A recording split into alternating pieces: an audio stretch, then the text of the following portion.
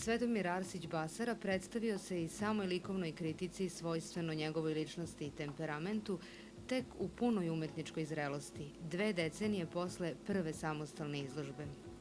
Inače, izlagao je samostalno, a često učestvovao i na grupnim izložbama. Uradio je i nekoliko spomenika na Kosovu, u Landovici, na Brezovici, u Kačikolu kod Prištine i učestvovao na bajarskim simpozijumima u zemlji i inostranstvu.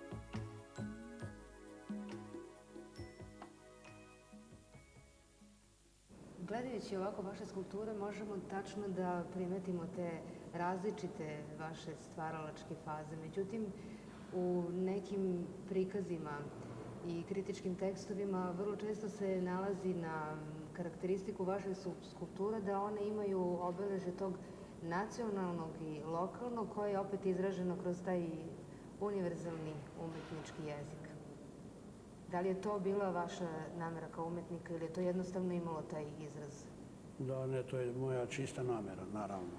Ja radim neke konkretne, neke naše junake, naše teme iz istorije, počeo od Svetog Save pa preko, ne znam, cara Lazara, cara Dušana, pa preko Kajmakčalana, ne znam, Cera, Tekeriša, Hajduk Veljka i tako dalje.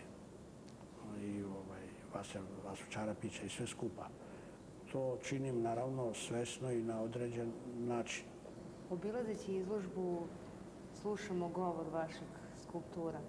I ako govori istim jezikom s obzirom na formu, njihov izraz, kao da su u pitanju različiti dijalekti.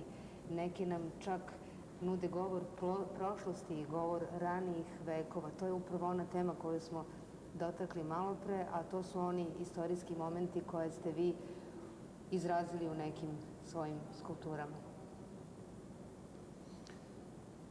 Pa da, tu je potencirana prošlost u svakom slučaju. U stvari, bez prošlosti nema budućnosti. To je tako jedna logičan sled stvari. Ja da bi progovorio o sadašnjosti mora da se vraćam u prošlost, u našu daleku prošlost. Prošlost Nemanjića, nekada kada je naša država bila prava i moćna država na ovom tlu. A sada to je opet vezano za sve ovo što smo već o tome i govorili, što se događa na ovom tlu u savremenim prilikama, gde je moj narod, naš narod, srpski narod ugrožen na neki način, na jedan nepravedan način, apsolutno nepravedan način. To je prosto neshvatljivo da se svet tako pristrasno ponaša. Mislim da osuđuje jedan narod, a drugome da dozvoljava da čini sve što želi. Međutim, ja te pobude tog sveta ne mogu razloge da nađem za tako nešto. To za mene ostaje neka čudna tajna. Zašto je taj svet prema nama takav? To je nešto što ovom prilikom ne bi moglo da se do kraja, mislim, niti ima vremena, niti da se o tome detaljno i iscrpno govori. Ali mi to doživljavamo kao jednu tešku sudbinu i to je ono što i kod mene izaziva da i u stvaralaštvu budem takav kakav jesam. Uostalom, to je moje pravo da se angažujem u onoj meri u kojoj smatram da mogu. To verovatno kod izvesnih ljudi koji smatraju da je umetnost nešto što ne bi trebalo kao da se bavi i tim problemima i da bi trebalo da se udalji pa bi ta umetnost zasmetala. Međutim, to ja ne smatram uopšte da bi se takav jedan stav mogao opravdati. Umetnost je nešto duboko humano i ljudsko, to je izraz najplemenitijih ljudskih osjećanja i ona mora da se stavi u službu baš da doprinosi ostvarenju tih ideala humanosti u svetu.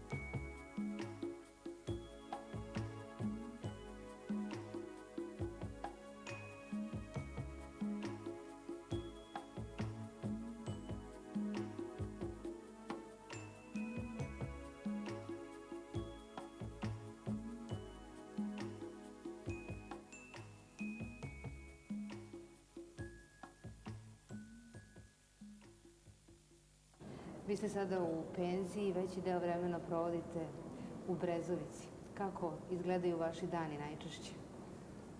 Ja sam u penziji, kamo sreće da nisam nikad ni radio. Mislim, taj posao što sam radio, on je lep i zanimljiv, ali on oduzima vremena da se stvara.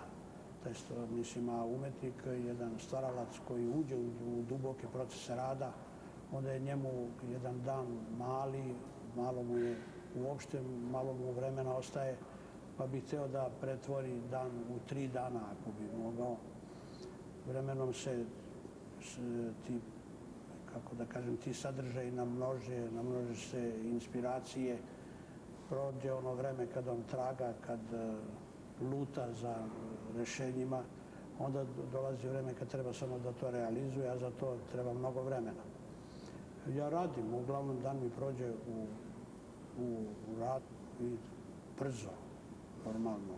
Imam izgrađen jedan svoj metod rada, a to je da, mislim, taj neki biološki ritam koji treba da se uskladi sa tim psihofizičkim mogućnostima u procesu rada. Jer mora da ti intervali, pauze, odmora, jer meni trebalo dugo da shvatim da bez odmora nema rada. Zapravo mora se da se dobro odmori da bi mogao dobro da radi. A taj ambijent gore je u svakom slučaju pogodan. To je nadmorska visina skoro 1000 metara, vazduh razređen, čist, sve je u redu, pejzaž prekrasan. Tu su vrhovi šare uvek pod snegom, a ona u stalnim promenama, uvek drugčija. Što bi rekao Branko Miljković, uvek drugčija i nova. Mislim, to je ono što podstiče na rad i što neprestano inspiriše da čovjek bude obuzet lepotom i željom da stvara. Tako je to tamo.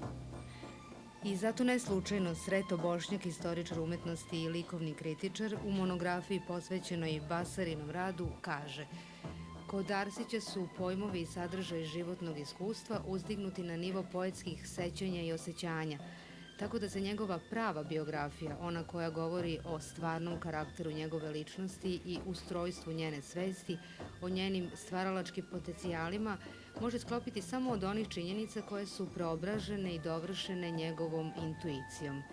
U tom procesu intuitivnog preobražaja, empirijskog iskustva u duhovno, kriju se izvori Arsićeve inspiracije i zato je njegova umetnost u izvesnom smislu autobiografska.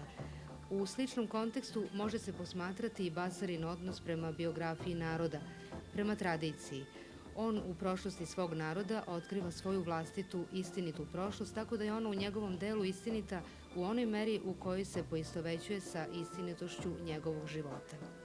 Zato prošlost za njega ima karakter aktivnog stanja svesti. Ona je deo njegove savremenosti, sadašnjosti svakog trenutka. Kao što postoji unutarnji kontinuitet poezije koji prati sudbinu jednog naroda, tako postoji i unutarnji kontinuitet tradicije koji se javlja kao neprestani dijalog između kreativnog bića i bića nacije, kroz religiju, običaje, predanja i istorijske sadržaje.